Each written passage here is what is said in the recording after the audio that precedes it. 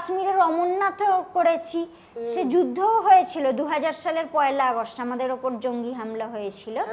হ্যাঁ, আমাদেরকে পুরো ঘিরে নিয়েছিল এবং আমরা জঙ্গিদের সামনে থেকে দেখতে পাচ্ছি যে আমাদের তাক করে গুলি চালাচ্ছে এবং আর্মি তো মিলিটারি প্রচুর ছিল, তো তারাও পুরো আমাদের চারধার দিয়ে ঘিরে নিয়ে আবার জঙ্গিদের তাক করে গুলি চালাচ্ছিল এবং ওই স্পটে 26 জন তীর্থযাত্রী মারা গেল আমাদের মধ্যেই, যে সমস্ত তীর্থযাত্রী। আর আমরা তো পুরো কাদামাটির মধ্যে আমরা শুয়ে আছি, মানে যুদ্ধ বা গুলি চললে নিয়ম হচ্ছে পুরো মাটিতে একদম শুয়ে পড়া উপুর হয়ে, আর যারা দাঁড়িয়ে থাকবে তারাই কিন্তু মারা যায়। তারপর তো সারা রাত যুদ্ধ চলেছে এবং যুদ্ধের যে নেতা সে পালিয়ে গেছে, তাকে ধরা যায়নি।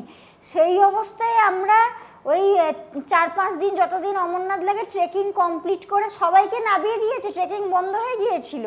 তো আমাদের সাথে এই পাহাড়ে ওটা স্যাররাও ছিলেন, আমাদের তো আরোই যেতে দিচ্ছে না, কারণ মানে আমি এত ছোট বাচ্চা রয়েছি, আর এখন তো আবার 13 বছরের ওপরে পারমিশনই দেয় না অমরনাথ যাওয়ার, আর সেখানে তখন আমি অত ছোট বাচ্চা, তার উপর যুদ্ধ, আরোই যেতে দিচ্ছে না আমাদের।